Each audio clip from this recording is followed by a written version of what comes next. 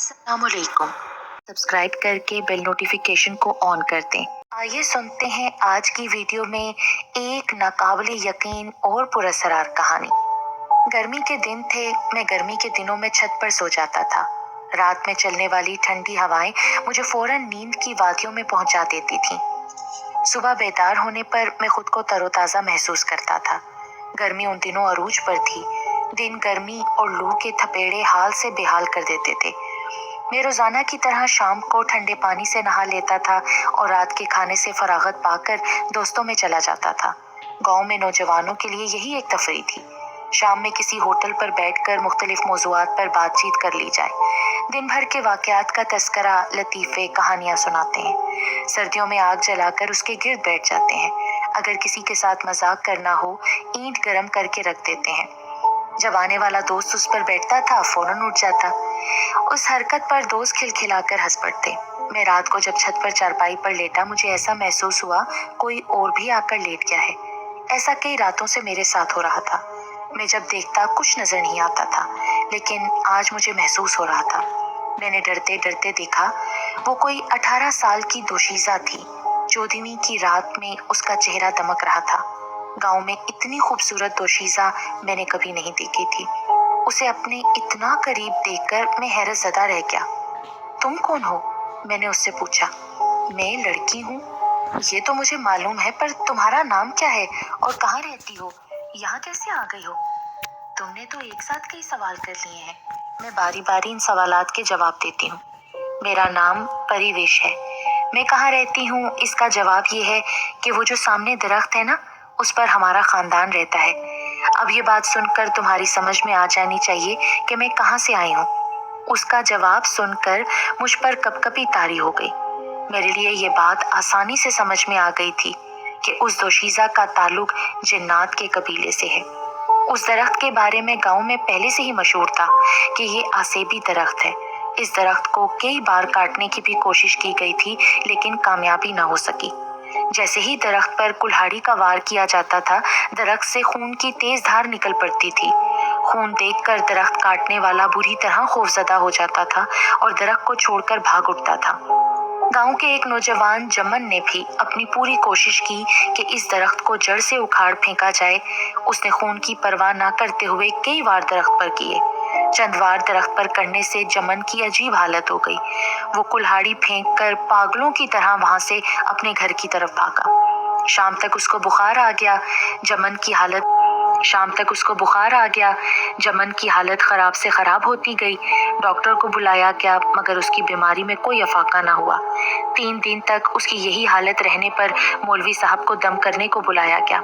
मौलवी करामत के दम करने और दम किया पानी पिलाने से जमन की हालत बेहतर हो गई। सेहतयाब होने पर उसने दरख्त काटने से तौबा कर ली। जमन की तबीयत खराब रहने से गांव वालों ने दरख्त को भी काटने से तौबा कर ली थी। मौलवी करामत साहब ने भी गांव वालों को समझा दिया था कि इस दरख्त पर जिन्नात का बसेरा है। उनको तंग करने पर जिन्नात गांव के लोगों को तंग करेंगे। गांव के लोग पहले ही आसेब से खौफजदा थे, इसलिए मौलवी साहब की बात आसानी से समझ में आ गई। लेकिन तुम मेरे पास क्यों आई हो? मैंने उससे पूछा। तुम मुझे अच्छे लगते हो ना, इसलिए तुम्हारे पास आई हूँ। मैं चंद दिनों से महसूस कर रहा हूँ, मेरी चारपाई पर कोई है, मगर मुझे कुछ दिखाई नहीं दे रहा था। हाँ, वो मैं ही थी। ये देखना चाह रही थी कि तुम अनदेखी चीजों से कितना खौफजदा होते हो। तो फिर तुमने क्या महसूस किया? यही कि तुम एक बहादुर नौजवान हो। तुम्हारी जगह कोई और होता, वो तो छत पर सोना छोड़ देता। ये तुम्हारी हिम्मत है कि छत को छोड़कर भागे नहीं। तुम मुझे कब से जानती हो? जब तुम बहुत छोटे थे ना, मेरा कबीला उस वक्त यहाँ आकर रहने लगा था। मैं भी उस वक्त छोटी थी। मैं जब भी तुम्हें देखती थी, न जाने मुझे क्या हो जाता था। दिल बेख्तियार चाहता था कि तुमसे बातें करूं, पर ऐसा मुमकिन न था। मैं इंसानी रूप में बच्चों के पास खेलने आ जाती थी। उन बच्चों में तुम भी शामिल होते थे। अच्छा, तुम जब से मुझे जानती हो? हाँ, अब तुम जवानी की हदूद को छू रहे हो, इसलिए मैंने सोचा तुमसे मुलाकात करके अपने बारे में बता दिया जाए। तुम्हारा कबीला मुझसे मिलने पर एतराज नहीं करता क्या? नहीं, इस मामले में हम सबको आज़ादी है। हम किसी से भी मुलाकात करें, दोस्ती कर लें, कबीला कुछ नहीं कहेगा। हाँ, अलबत्ता कोई हमें नुकसान पहुंचाना चाहे या हमारे कबीले को उस दरख्त से बेदखल करना चाहे, फिर पूरा कबीला उन लोगों के खिलाफ हो जाएगा और फिर उन्हें नुकसान भी पहुंचाएगा। वो जमन के वाक़ये के बाद लोग दरख्त को काटने को भूल चुके हैं, मैंने उसको बताया। तुम्हें याद है कि एक बार तुम दरिया में डूब गए थे, फिर दरिया के किनारे लोगों को मिले थे? हाँ, ये मेरे बचपन का वाक़या है। मैं अपने दोस्तों के साथ दरिया की सैर को गया था। अचानक मेरा पाँव पानी के अंदर चला गया। मैंने खुद को संभालने की कोशिश की, लेकिन दरिया में डूबता चला गया। मैंने खूब हाथ पैर मारे मगर कामयाबी ना मिली। पेट में पानी भर गया था। बेहोश होने पर मुझे फिर कुछ होश ना रहा।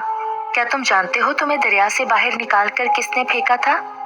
मैं बेहोश हो गया था, इसलिए कुछ पता नहीं चल सका। वो मैं ही थी।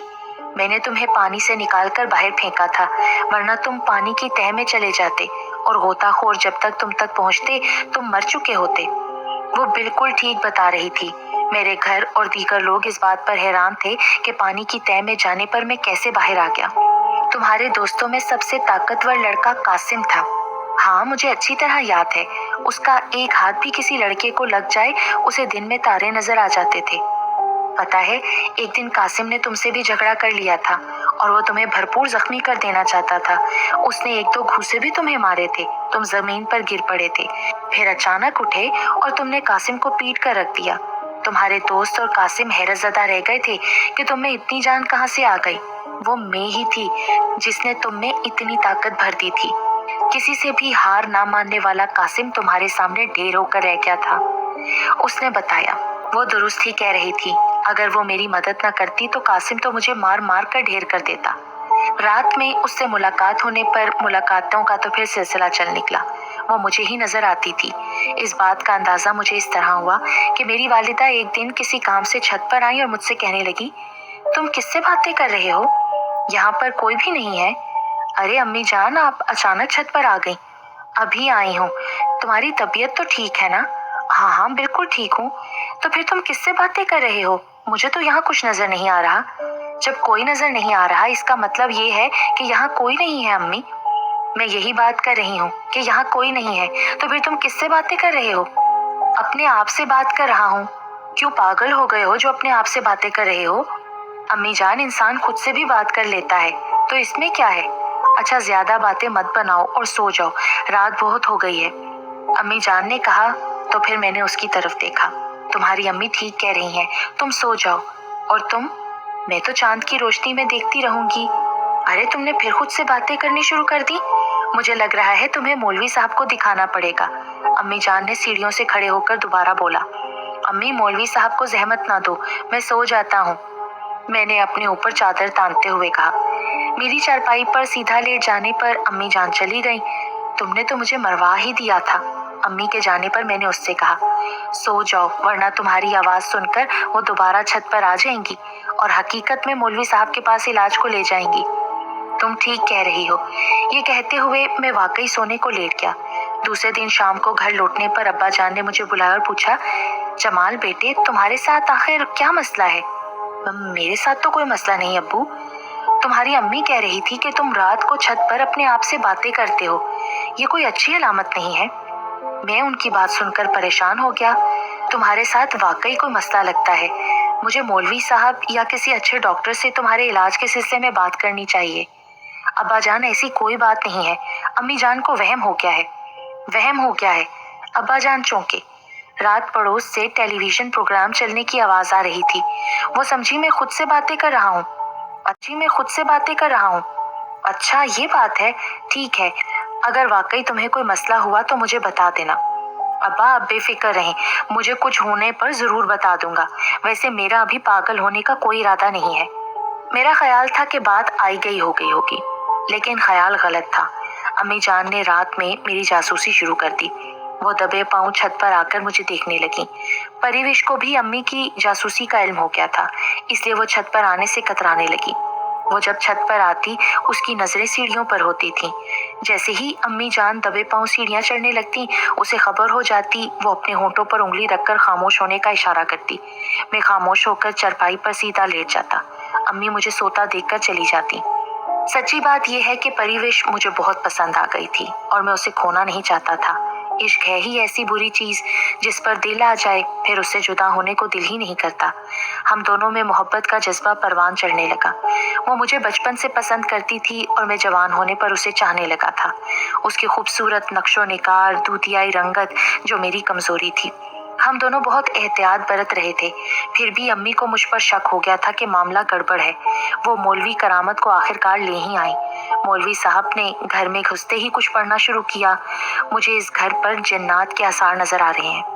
हम खुद जिन्नात हैं, इसीलिए तुम्हें जिन्नात के असरात महसूस हो रहे हैं, मैंने मौलवी से कहा। तुम खामोश रहो, जब तुमसे कुछ पूछा जाए फिर बोलना, अम्मी ने मुझे डांटा। ये खुद नहीं बोल रहा, जिन्नात इससे बुलवा रहे हैं। क्या जिन्नात इससे ये बात कहलवा रहे हैं? अम्मी चौंकी। हाँ, इसको बोलने दो ताकि जिन्नात का असल रूप सामने खुलकर आ जाए कि वो तुम लोगों को परेशान करना चाह रहे हैं, मौलवी साहब ने कहा। उनकी बात सुनकर अम्मी जान गहरी सोच में पड़ गईं। अम्मी का तो शक यकीन में बदल गया। मैंने पढ़ाई कर दी है, पानी दे रहा हूँ, इसे घर के चारों कोनों में छिड़क देना। मौलवी साहब ने कुछ देर एक जगह बैठकर पढ़ाई कर दी थी, पानी पर भी दम कर दिया था। सुबह होने पर मैं नाश्ता करके घर से काम करने निकल गया। शाम गई, जब मैं घर लौट रहा था किसी ने मुझे आवाज दी। मैंने वहां देखा जहां से आवाज आई थी। एक दरख्त के नीचे वो खड़ी नजर आई। मैं उसके पास गया और उसके रात को छत पर ना आने की शिकायत की। मैं अब तुम्हारी छत पर नहीं आ सकती। पर वो क्यों? मैं तुमसे नाराज हूँ। मुझसे नाराज क्यों हो? तुमने अपनी अम्मी को घर में दम करने और पानी छिड़कने से बिल्कुल नहीं रोका। ये ठीक है कि वो मौलवी साहब को पढ़ाई कराने को ले आई थी, लेकिन तुम तो रोक सकते थे ना। हाँ, मैं रोक सकता था, मैंने नहीं रोका, लेकिन तुम क्यों नहीं आई? इसलिए कि दम किए पानी की बदौलत अब मैं उस घर में नहीं आ सकती। फिर अब क्या होगा? किसी तरह तुम वो दम किया पानी बोतल से खाली कर दो और उसकी जगह बगैर दम किया हुआ पानी बोतल में भर दो। उसकी तजवीज अच्छी थी। मैंने घर लौटने पर ऐसा ही किया। मौका देखकर दम किए पानी की बोतल खाली कर दी और उसकी जगह आम पानी भर दिया। अम्मी को भी मेरी इस कार्रवाई पर जरा भी शक न हुआ। वो रोजाना उस पानी को मौलवी साहब का दम किया हुआ पानी समझकर घर के चारों कोनों में डालती रही। दूसरे दिन जब मैंने परिवेश को अपनी कार्रवाई का बताया तो वो खुश हो गई। ये तुमने बहुत अच्छा कर दिया, अब मैं तुम्हारे घर पे आ सकूंगी। आज रात तुम आओगी ना? नहीं, अभी चंद दिन लगेंगे। पर वो क्यों? इसलिए मौलवी साहब के दम किए पानी का चंद दिन असर रहेगा। जैसे ही असर खत्म हुआ मेरे वहां आने में कोई रुकावट नहीं होगी। ठीक है, उस वक्त तक हम यहाँ मिलते रहेंगे, मैंने कहा। चंद दिन गुजरने पर वो फिर से छत पर थी और हम दोनों की मुलाकातें रोजाना होने लगी थी। अभी गर्मियां हैं, हम छत पर मुलाकात कर लेते हैं। जब गर्मियां चली जाएंगी, सर्दियां आएंगी, फिर हमारी मुलाकातें कहाँ होंगी? मैंने उससे पूछा। तुम्हारे कमरे में हुआ करेंगी। वाकई? पर तुम्हें एक काम करना होगा। कौन सा काम? रात में सोने से पहले दरवाजे की खिड़की खोल दिया करना। मैं खिड़की के रास्ते तुम्हारे कमरे में आ जाया करूंगी। ठीक है, मैं ऐसा ही करूंगा, मैंने उसे अपनी बाहों में भरते हुए कहा। अम्मी जान खुश थी कि उनके पास मौलवी साहब का दम किया हुआ पानी है। उसकी बदौलत कोई जिन घर में दाखिल नहीं होगा। इसलिए वो बाकायदगी से नमाज़े असर के बाद घर के चारों कोनों में पानी डालना नहीं भूलती थी। उनको खतरा था कहीं पानी के ना छिड़कने पर जिन्नात दोबारा घर में ना आना शुरू कर दें। एक माह गुजरने पर मेरी वालिदा को मुझ पर शक हो गया। उन्होंने परिवेश से मुझे बातें करता देख लिया। मौलवी साहब एक बार फिर हमारे घर आए। घर के सहन में बैठकर दोबारा पढ़ाई शुरू कर दी। कुछ देर पढ़ाई करके वो गुस्से से मेरी तरफ देखने लगे। तुमने उसे घर में बुलाने को पानी ही बदल दिया था, बहुत गलत बात की तुमने। मैं खामोश रहा। मैंने जो काम खामोशी और राजदारी से किया था वो पढ़ाई के जोर पर मौलवी साहब से छुप ना सका। वालिदा भी मुझे कहर आलूद निगाहों से देख रही थी। तुझे उससे प्यार हो गया है, इसलिए मोहब्बत के हाथों मजबूर होकर तूने ये काम किया। तुम जानते हो वो जिन्नात हैं, फिर भी उनसे इश्क लड़ा रहे हो। बाज आ जाओ, वरना जिन्नात तुम्हें कुछ भी नुकसान पहुंचा सकते हैं। मौलवी साहब को जवाब देने की बजाय मैं खामोश रहा, वरना अम्मी जान भी मौलवी साहब की तरह शुरू हो जाती। मौलवी साहब कुछ देर पढ़ाई करते रहे, पानी फिर दम करके दिया।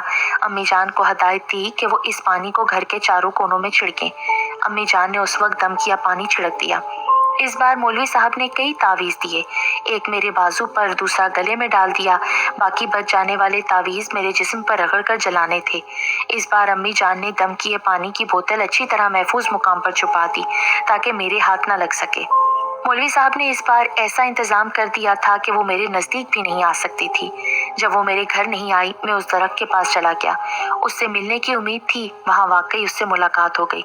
वो जैसे ही मेरे जिस्म के करीब आई, एक झटके से दूर हो गई। क्या हुआ? तुम मुझसे दूर क्यों हो गई हो? पता नहीं, तुम्हारे नजदीक आते ही मुझे झटका लगता है। करंट लगा क्या? क्या मैं बिजली का खंभा हूँ जिसके बारिश के दिनों में करीब जाने पर करंट का झटका लग जाता है? इस वक्त तुम वाकई बिजली का खंभा लग रहे हो। कमाल है, इससे कबल तुम मेरे करीब आती रही हो, उस वक्त तुम्हें कुछ नहीं होता था। मौलवी साहब ने जरूर तुम्हारे जिस्म पर कोई ऐसा तावीज बांध दिया है कि मैं तुम्हारे करीब ना आ सकूं। हाँ, उसने मेरे हाथ पैर और गले में तावीज डाल दिया है, तभी तो मुझे करंट का झटका लग रहा है। तुम्हें मुझसे मुलाकात करनी है तो फिर इन तावीज़ात को अपने जिस्म से हटाना होगा। पर मैं कैसे इनको हटाऊं? अम्मी जान ने सख्ती से हुक्म दिया है कि इन तावीज़ों को अपने जिस्म से अलग करना नहीं है। इस तरह हम एक दूसरे से जुदा हो जाएंगे। हमें इन तावीज़ों का हल निकालना होगा। हल? हाँ, हर मसले का कोई ना कोई तो हल होता है ना, इस तरह इनका भी हल होगा। मैं अपनी किसी जिनिया सहेली से इसका हल पूछ कर आऊंगी।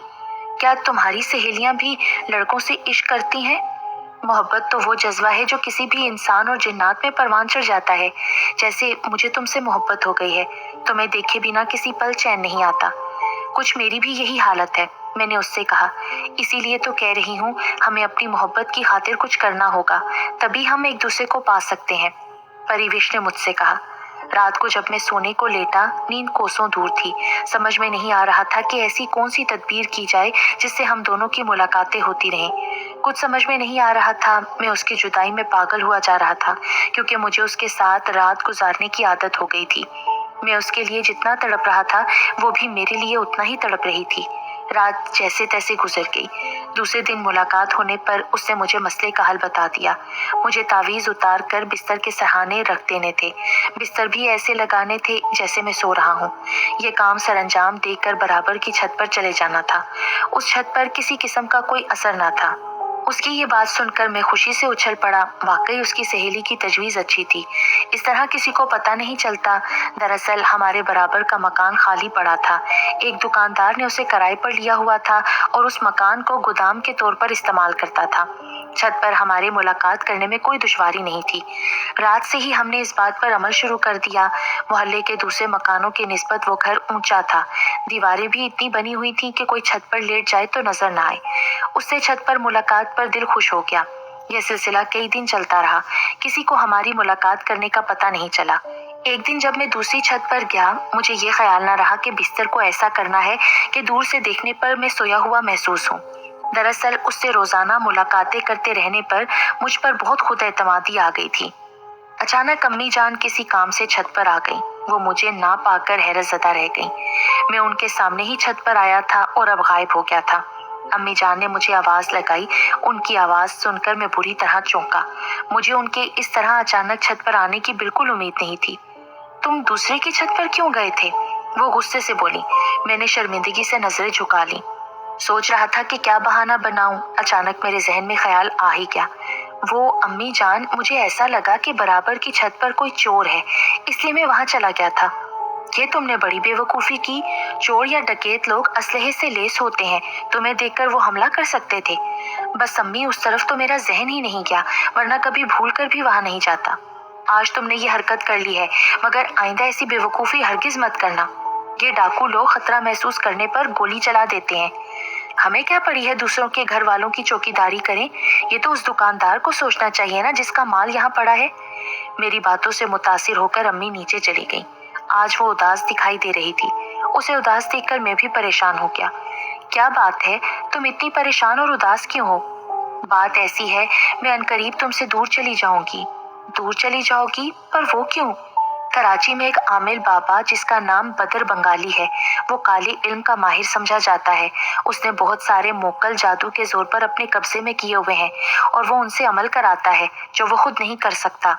उसको अपने किसी अमल के जरिए हमारे खानदान की जरूरत है। वो हम सबको जादू के जोर पर काबू करने की गर्ज से कोई खास अमल कर रहा है।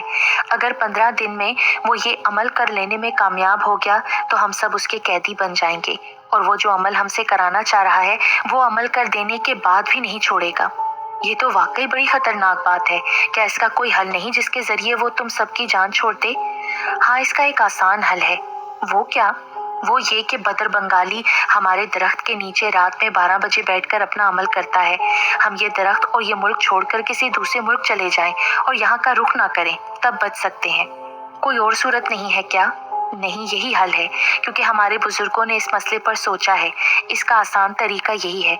इस तरह तो तुम मुझसे हमेशा के लिए दूर हो जाओगी ना? इस बात का मुझे भी दुख है। जहाँ भी हम जाएंगे तुम वहाँ नहीं होगे। पर मैं उस जादूगर को रात में खतरनाक अमल करने से रोकूंगा। ऐसी गलती मत करना।